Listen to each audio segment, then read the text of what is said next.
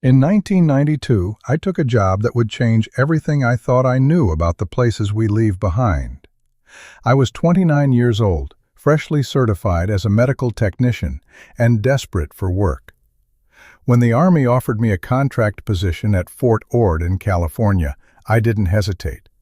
The pay was decent, the location was beautiful, right there on Monterey Bay, and I figured, how hard could it be? What they didn't tell me during the interview was that Fort Ord was dying. The base had just been decommissioned that same year, and most of the troops had already shipped out. The buildings stood empty. The barracks that once housed thousands of soldiers now echoed with nothing but wind and memories. My job was simple: stay on site with a skeleton crew, maintain the medical records, and help process the final wave of personnel transfers before the base shut down completely. I arrived on a gray September morning. The fog rolled in thick from the ocean, turning everything into shadows and suggestions. The main hospital building loomed ahead of me, a massive concrete structure that looked like it had been dropped there by some giant hand and forgotten. Windows on the upper floors were already boarded up. Some of the lower ones were cracked, held together with tape that had yellowed with age. My supervisor, a tired-looking sergeant named Williams, met me at the entrance. He was maybe 50, with the kind of weathered face that comes from too many years of following orders. He handed me a set of keys and a clipboard. "You'll be working nights mostly," he said, not quite meeting my eyes. "There's not much to do anymore. Just keep an eye on things, file the paperwork, and don't wander around alone if you can help it." That last part stuck with me. Don't wander around alone. I asked him why, trying to keep my voice light, casual. He just shrugged and walked away, his boots echoing down the empty corridor. The first week was uneventful. I sorted through medical files, transferred records onto the new computer system they'd installed, and tried to ignore how quiet everything was. During the day, there were maybe 10 or 15 other people on the entire base. At night, that number dropped to 3. Me, a security guard named Martinez, and whoever was on duty at the communications office. The hospital itself was a maze. Long hallways stretched in every direction, lined with doors that opened onto empty examination rooms, abandoned surgical suites, and patient wards where the beds still had sheets on them, as if someone might check in at any moment. The air smelled like disinfectant and dust, a combination that made my throat tight whenever I breathed too deeply. It was on my 8th night that I heard it for the first time. I was sitting in the records office, typing up a transfer form, when the sound drifted down the hallway. A steady, rhythmic ticking. Tick, tick, tick. Like a clock, but slower, more deliberate. I stopped typing and listened. The sound continued for maybe 30 seconds, then stopped abruptly. I told myself it was the building settling, or pipes expanding in the walls. Old buildings make noise. That's just what they do. But something about that sound made the hair on my arms stand up. It didn't sound mechanical. It sounded patient, like someone was marking time, waiting for something. I tried to focus on my work, but I couldn't shake the feeling that I wasn't alone in that building. On my 10th night at Fort Ord, I met the patient who would haunt me for the rest of my life. His name was Corporal Dean H., and he arrived just after midnight in the back of a military transport vehicle. 2 MPs helped him inside, supporting him on either side even though he wasn't physically injured. He moved like a man underwater, slow and disconnected, his eyes fixed on something the rest of us couldn't see. The paperwork said psychological trauma. No combat injuries, no physical illness. Just something broken inside that the doctors at his previous posting couldn't fix. Fort Ord was supposed to be his last stop before discharge, a quiet place where he could process out of the service without incident. I set him up in one of the observation rooms on the 2nd floor. The room was basic: a bed, a chair, a small table, and a window that looked out over the abandoned parade grounds. Corporal Dean sat on the edge of the bed and stared at his hands. He was maybe 30 years old, thin, with dark circles under his eyes that looked like bruises. "Do you need anything?" I asked him, keeping my voice gentle. "Water? Something to help you sleep?" He looked up at me then, and I had to fight the urge to step back. His eyes were wrong somehow. Not crazy, not dangerous, just absent. Like he was looking at me from somewhere very far away. "I can't leave here," he said quietly. His voice was hoarse, unused. "I have something I need to fix first." I didn't know what to say to that, so I just nodded and told him I'd check on him in a few hours.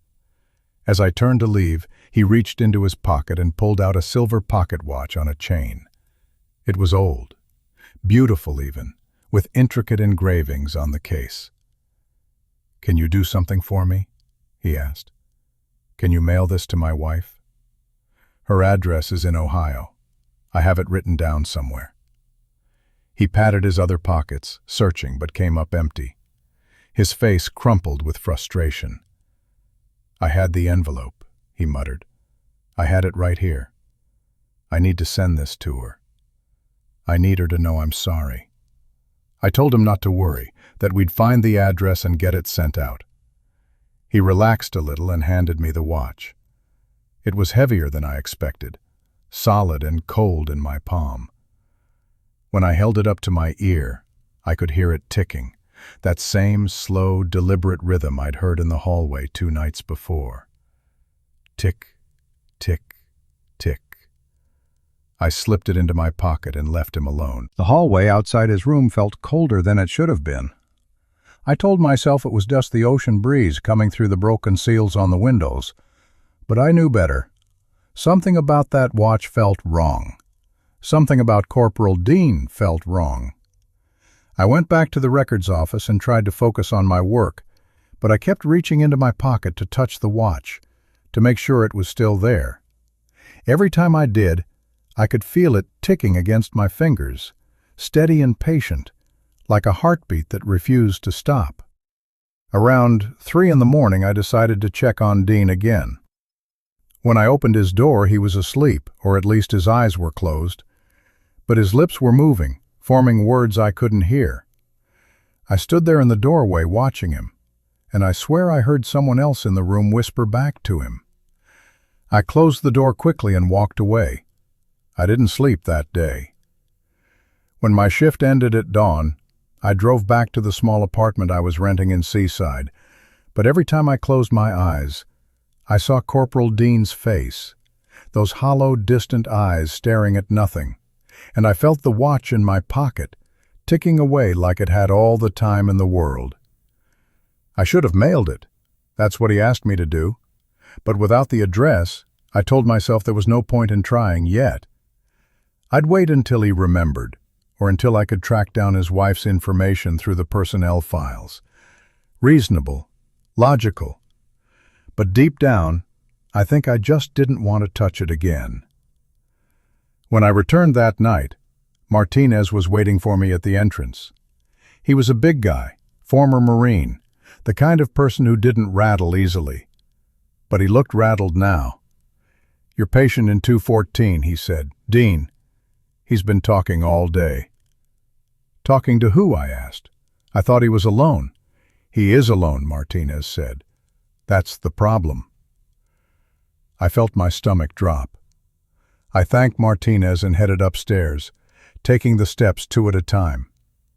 When I reached Dean's room, I pressed my ear against the door and listened. Nothing, just silence. I knocked softly and opened the door. The room was empty. The bed was made, hospital corners perfect, like nobody had ever slept in it. The chair was pushed neatly under the table, and on the table sat the silver pocket watch, gleaming in the dim light from the window. I stepped inside slowly, my heart hammering. I'd had that watch in my pocket all day. I'd felt it there when I left that morning. I'd checked for it a dozen times. And now here it was, sitting on the table like it had never left. "Corporal Dean?" I called out. My voice sounded small in the empty room. No answer. I checked the bathroom. Empty. I checked under the bed, in the closet, anywhere a person could hide. Nothing. He was gone. But the watch was back. I picked it up with shaking hands. It was still ticking, that slow, patient rhythm. And when I turned it over, I saw something I hadn't noticed before. An inscription on the back, worn almost smooth with age. "Time heals all wounds," it read. I heard footsteps in the hallway behind me and spun around. Martinez stood in the doorway, his face pale. "I just saw him," he said. "Downstairs, in the old surgical wing." He was standing in the middle of the hallway, not moving, just standing there. When I called out to him, he turned around and walked through the wall. I stared at Martinez. He wasn't the type to joke about things like this. He wasn't the type to see things that weren't there. "Through the wall?" I repeated. He nodded. "Right through it. Like it wasn't even there." I looked down at the watch in my hand. The ticking seemed louder now, more insistent. I told Martinez to help me search the building, every floor, every room. We spent 2 hours looking for Corporal Dean. We found nothing. No sign of him, no trace. It was like he'd never existed. But when we returned to his room, there was something new. On the wall above the bed, written in the dust that coated everything in that old building, were words in shaky handwriting. "Don't send it, keep it here." My hands were clean. Martinez's hands were clean. And Corporal Dean was nowhere to be found. I stood there staring at those words, and the watch in my pocket started ticking faster. I found Corporal Dean the next morning. He was back in his bed, lying perfectly still, his hands folded across his chest like he'd arranged himself that way. For a moment I thought he was just sleeping. Then I saw his eyes, open, staring at the ceiling, completely motionless. He was dead. I called for the medical examiner, a retired Army doctor named Patterson who still handled the occasional case for the base. He arrived within an hour, examined the body, and pronounced what I already knew. Time of death was estimated around 4 a.m. Cause of death? Heart failure. Natural causes, he said. Sometimes the mind gives up and the body follows, but there was nothing natural about the expression on Dean's face. He looked peaceful, yes, but more than that, he looked relieved, like he'd finally put down a weight he'd been carrying for years. After they took the body away, I was left alone in the room to gather his personal effects. There wasn't much. A duffel bag with some clothes, a few letters, a photograph of a woman I assumed was his wife. And there, on the table where I'd seen it the night before, was the pocket watch. I knew I should box it up with everything else, send it to his next of kin. That's protocol. That's what you do. But my hands were shaking, and that message on the wall kept running through my mind. Don't send it, keep it here. I picked up the watch and turned it over in my hands. The ticking had stopped. The second hand was frozen at 12. I tried to wind it, but the mechanism wouldn't budge. It was dead, just like its owner. I made a decision then that I've regretted ever since. I put the watch in the metal filing cabinet in the records office, locked it away with the other unclaimed property, and tried to forget about it. I told myself I'd deal with it later, after I'd had time to process everything, after the funeral arrangements were made, after I could think clearly again. That night, I was alone in the hospital. Martinez had the night off, and the communications officer was stationed in a different building across the compound. It was just me and the empty rooms and the sound of the ocean wind rattling the windows. Around midnight, the lights started flickering. Not all at once, just one at a time, starting at the far end of the hallway and working their way toward the records office where I sat. Click, click, click. Each light dimming and then brightening again, like something was moving down the corridor, drawing power as it passed. I stood up from my desk, my heart pounding. The lights reached my office, and the overhead fluorescents began to strobe, on and off, casting everything in jerky, stuttering shadows. And then I heard it. A voice, distant and crackling, like it was coming through an old radio. Marianne.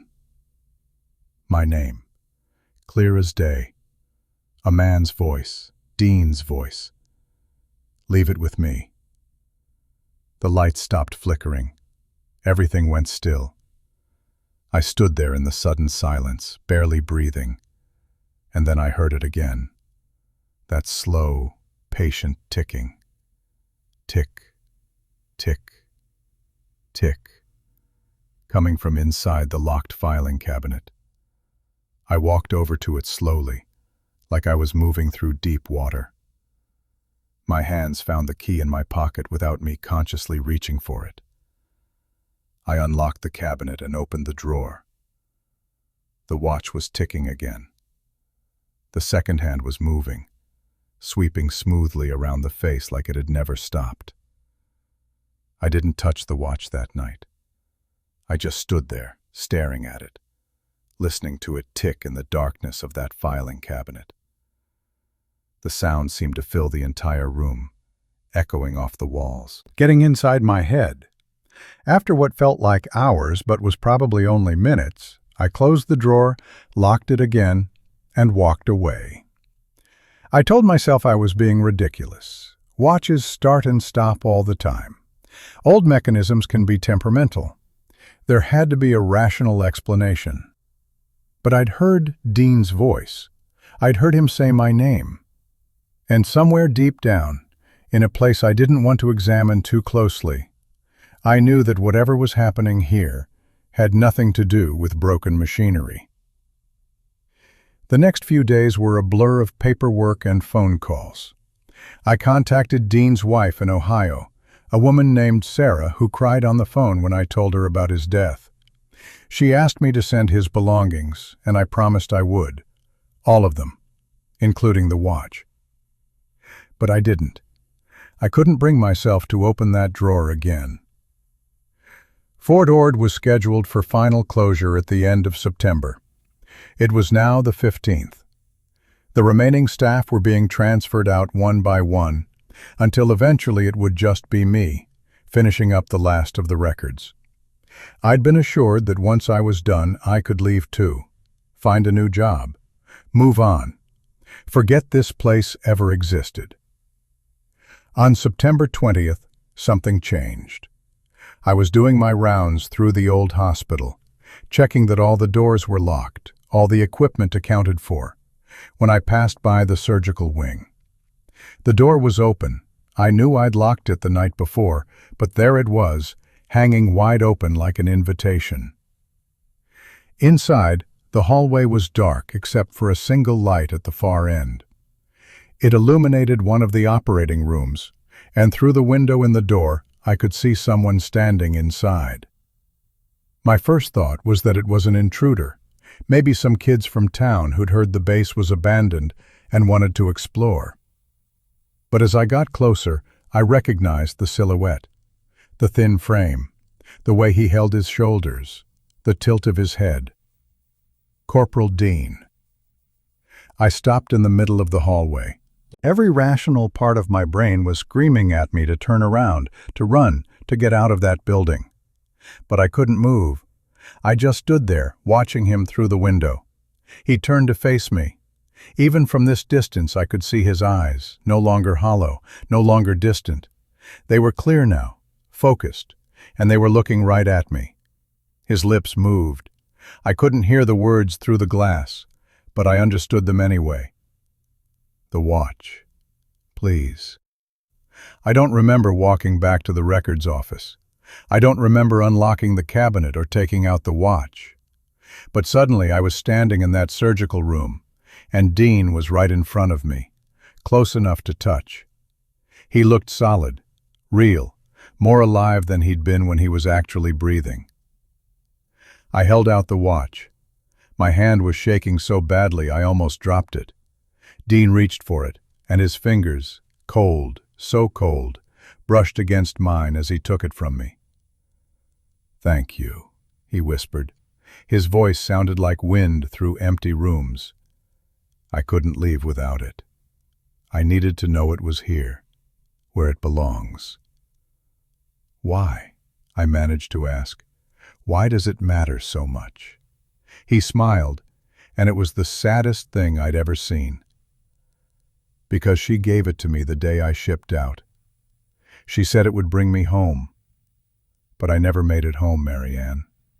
Not really. I died here, in this room, 20 years ago. And I've been waiting ever since." The lights in the room grew brighter, painfully bright, and I had to shield my eyes. When the light faded and I could see again, Dean was gone. The surgical room was empty, silent except for the hum of the fluorescent lights overhead. But on the operating table, gleaming in the harsh white light, sat the pocket watch. It was ticking steadily, peacefully, like a heartbeat finally at rest. I picked it up with trembling hands. It felt lighter now, as if whatever weight it had been carrying was gone. I stood there for a long time, just holding it, trying to understand what had just happened. The next morning, I went to the base archives. They were housed in a separate building, rows and rows of filing cabinets containing decades of military records. If Dean had died here 20 years ago, there would be documentation. There had to be. It took me 3 hours to find it. A casualty report from 1972, filed under non-combat deaths. Corporal Dean M. Howard, age 27, died of complications from emergency surgery following a training accident. The report was clinical, matter of fact. He'd been evacuated to the Fort Ord Hospital with internal injuries. The surgeons did everything they could, but he died on the operating table at 0300 hours on September 22nd. September 22nd, 2 days from now. Or 20 years ago, depending on how you looked at it. There was more. A note in his personal effects inventory. 1 silver pocket watch, engraved, to be returned to next of kin. But someone had crossed it out and written in the margin, "Item missing, unable to locate." The watch had been lost. For 20 years it had been lost somewhere in this base, and Dean, or whatever remained of Dean, had been searching for it. Waiting for it. Unable to move on without it. I sat there in the dusty archives, surrounded by the ghosts of other people's lives, and I finally understood. The Dean I'd met wasn't a patient. He was an echo, a remnant of something that had happened decades ago, replaying itself over and over. And somehow, through some twist of fate or coincidence or something I didn't have a name for, I'd become part of his story. I took the watch back to the surgical wing that night, the same room where I'd seen him. I placed it carefully on a shelf near the door where it could be easily seen, easily found. And then I sat down in the corner and waited. Hours passed. The building settled and creaked around me. The ocean wind whistled through broken window seals. And just after 3 in the morning, I heard footsteps in the hallway outside. They were slow, measured, the footsteps of someone who had all the time in the world. They stopped outside the door. I held my breath, watching the door handle, waiting for it to turn. But it didn't. Instead, I heard Dean's voice one more time, clearer than it had ever been. "Thank you, Marianne. Now you can go." The temperature in the room changed. The oppressive, watchful feeling that had haunted this place since I'd arrived suddenly lifted, like a curtain being pulled back. The air felt lighter. The shadows felt less deep. I stood up on shaky legs and walked to the door. When I opened it, the hallway was empty. No footsteps, no voices. Just silence. Real silence. The kind that feels peaceful instead of threatening. The pocket watch was still on the shelf where I'd left it, but when I picked it up, it had stopped ticking. The hands were frozen at 3 o'clock exactly. The second hand pointed straight up, like a finger pointing toward heaven. I put it in my pocket and walked out of that hospital for the last time. Against Ord officially closed on September 30th, 1992. I was one of the last people to leave. By the final week, the entire base felt different. Emptier somehow, but also quieter in a way that felt right. The oppressive atmosphere that had clung to the hospital was gone. The hallways no longer echoed with sounds that shouldn't have been there. Even the wind off the ocean seemed gentler. I finished processing the last of the medical records on September 28th. Everything was boxed up, labeled, ready to be transferred to the National Archives. Everything except the watch. I couldn't bring myself to file it away with the other unclaimed property. It felt wrong somehow, like it deserved something more. On my second-to-last night there, I decided to explore the base one final time. I'd been so focused on the hospital that I'd barely seen the rest of Fort Ord. I walked through the empty barracks, past the abandoned mess halls, along the cracked parade grounds where thousands of soldiers had once marched. The place was already starting to decay. Nature was reclaiming it. Weeds pushing up through the concrete, rust spreading across metal surfaces. I ended up at the old base chapel, a small building tucked away near the eastern fence line. The door was unlocked. Inside, dust motes floated in the colored light streaming through stained glass windows. Rows of wooden pews faced a simple altar. It was peaceful, untouched by whatever darkness had infected the hospital. I sat down in the front pew and pulled out the pocket watch. In the quiet of that chapel, I finally opened the case and looked inside. There was an inscription I hadn't seen before, written on the inner cover in delicate script. To my beloved Dean, may this guide you home. All my love, Sarah. May 1971. She'd given it to him before Vietnam, before Fort Ord, before everything went wrong. And he'd carried it with him, right up until the moment he died. No wonder he couldn't let it go.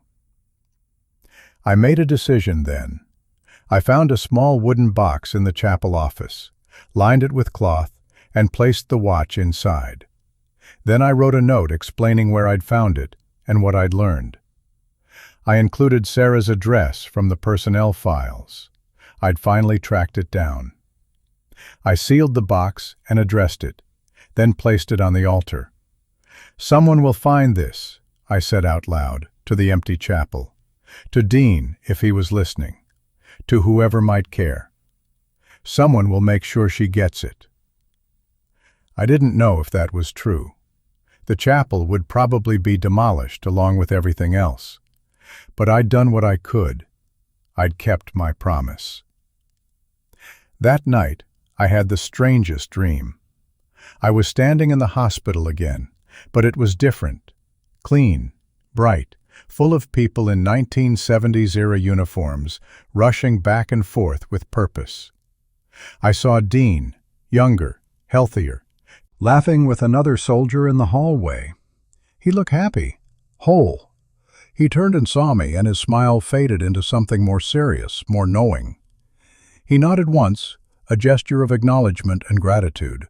Then he turned away and walked down the corridor, and I watched him go until he disappeared around a corner. When I woke up, sunlight was streaming through my apartment window. It was September 30th, my last day. I drove back to Fort Ord one final time to turn in my keys and sign the discharge papers. The place looked different in the morning light, less threatening, more sad. Just an old base that had outlived its purpose, waiting to be forgotten. As I was leaving, I passed by the chapel. The door was open, and I could see inside. The box was gone from the altar. In its place was a single white lily, fresh and perfect, like someone had just placed it there. I never found out who took the box. I never knew if Sarah ever received her husband's watch. I left California the next day and tried my best to forget about Fort Ord. I moved to Oregon, took a job at a civilian hospital in Portland, and built a new life. I got married, got divorced, made friends, lost touch with them. The years passed the way years do, sometimes fast, sometimes slow, but always moving forward. I didn't talk about what happened at Fort Ord, not to anyone. When people asked about my time there, I'd give them the basic facts. I worked at a closing military base, processed medical records. Nothing exciting. If they pressed for details, I'd change the subject. Some experiences aren't meant to be shared. Some stories sound too crazy when you say them out loud. But I never forgot. How could I? Every night when I went to bed, I'd lie in the darkness and listen. Listening for that slow, patient ticking. Listening for footsteps in empty hallways.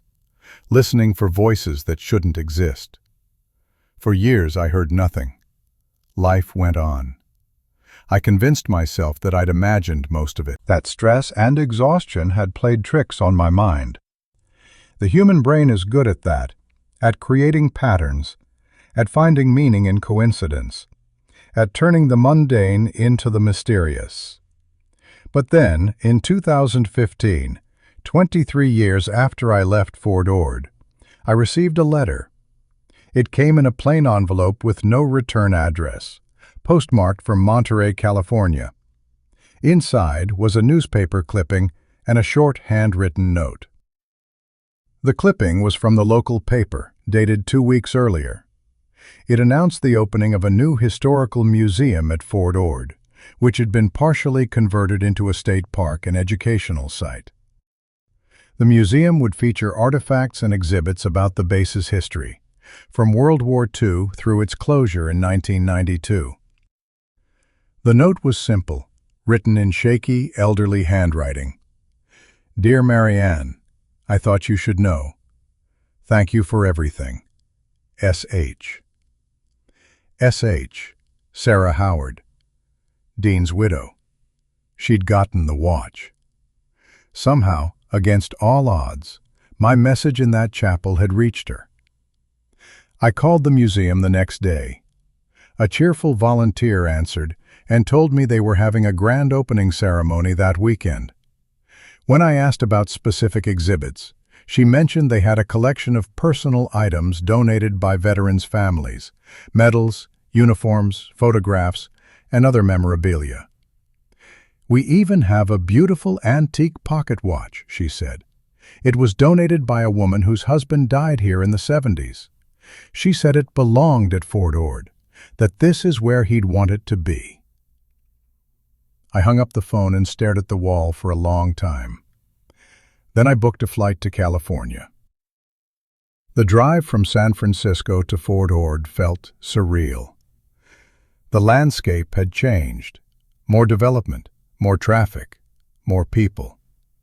But as I got closer to the coast, as I saw the old base signs still standing by the roadside, something in my chest tightened.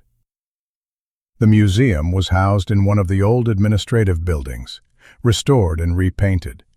Inside, it was clean and modern, with professional exhibits and informative placards.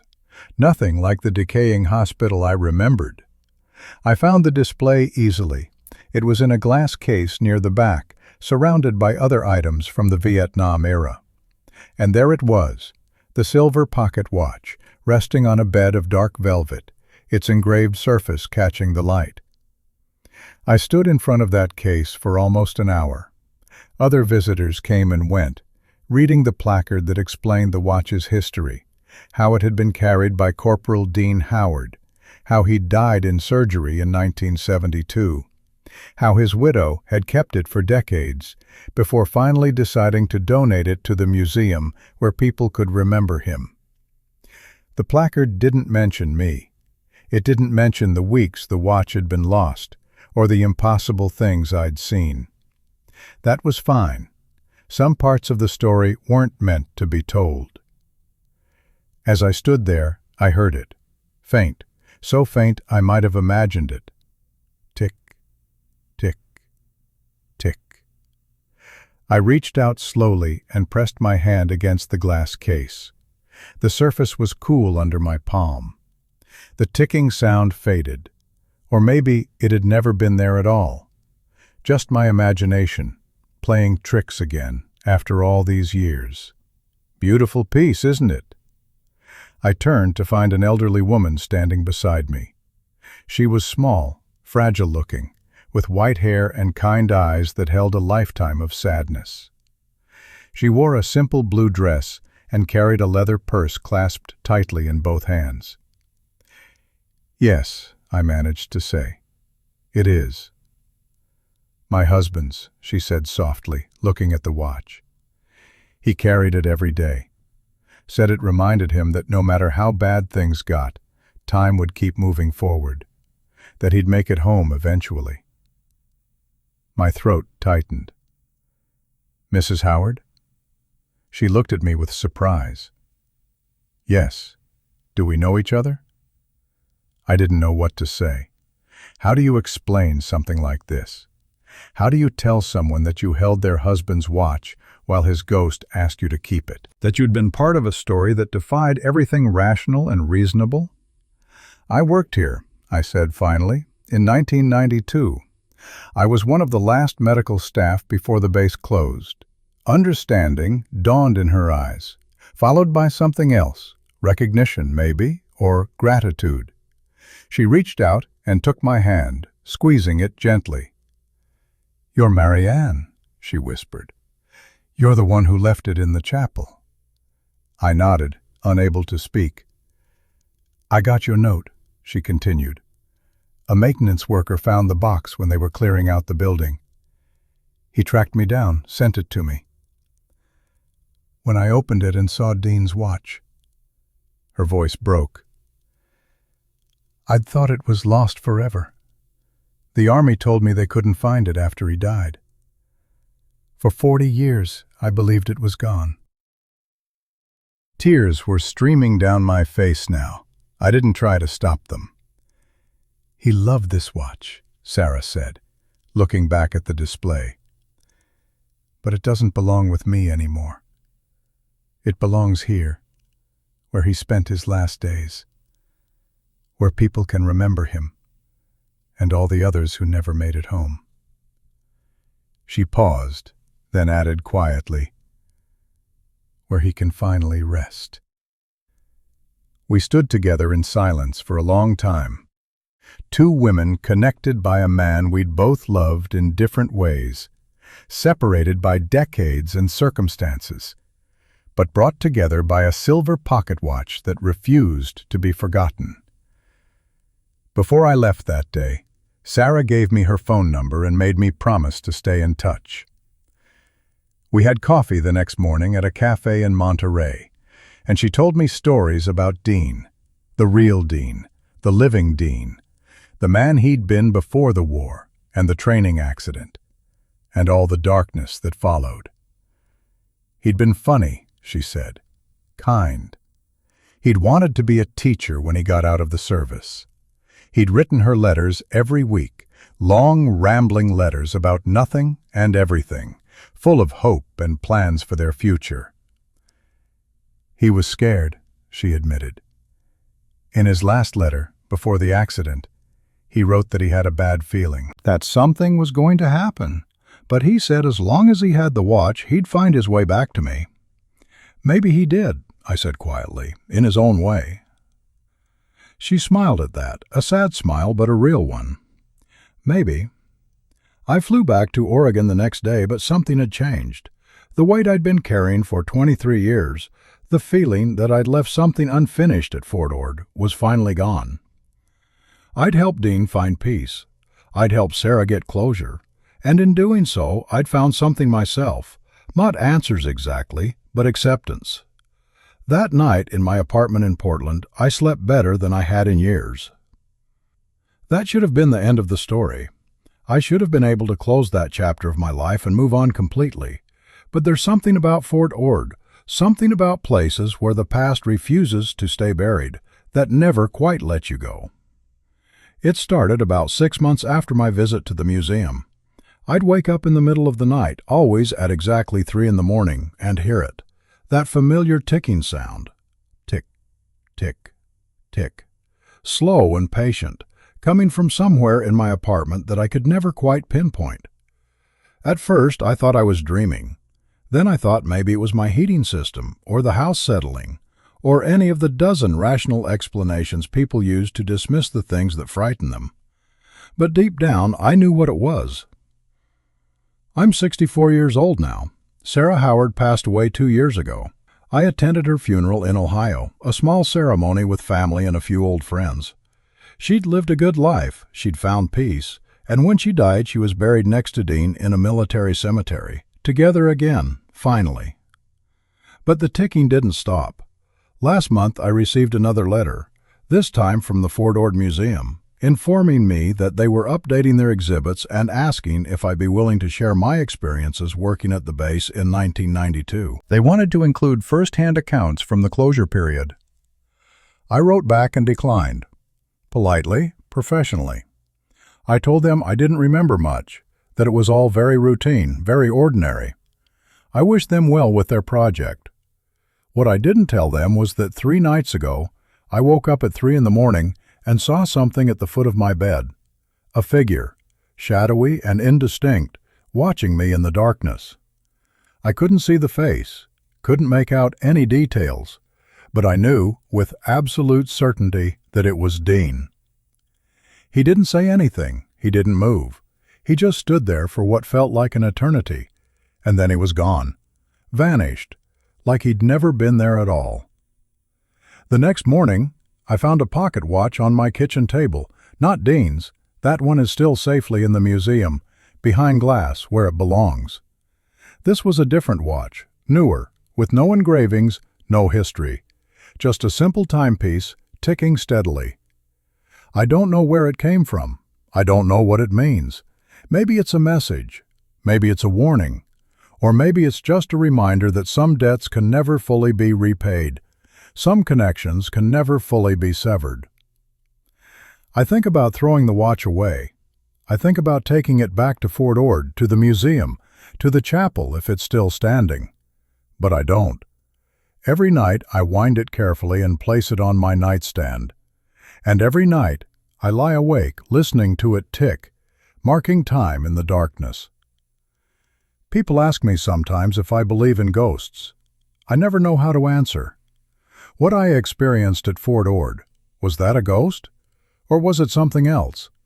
A memory so strong it imprinted itself on a place. An echo of trauma that replayed itself over and over until someone finally heard it. I don't have answers. I just have questions and a pocket watch that ticks in the night, and the growing certainty that whatever happened at Fort Ord all those years ago isn't finished with me yet. Sometimes, when I'm alone, I hear Dean's voice in my head, those last words he spoke in the surgical room. Now you can go. But here's what I've realized. He was wrong. I can't go. None of us can, not really. The places we've been, the people we've known, the moments that changed us, they follow us. They live in us. They become part of who we are. Fort Ord closed in 1992. But for me, for Dean, for Sarah, and maybe for others I'll never know about, it never really ended. It just keeps ticking on, patient and steady, like a heartbeat that refuses to stop. Like time that never ends for us, only for you. Thank you for following this story. Some places, some experiences, stay with us forever. Haunting not because they're evil, but because they're unfinished. Fort Ord was one of those places for Mary Ann, and perhaps it always will be.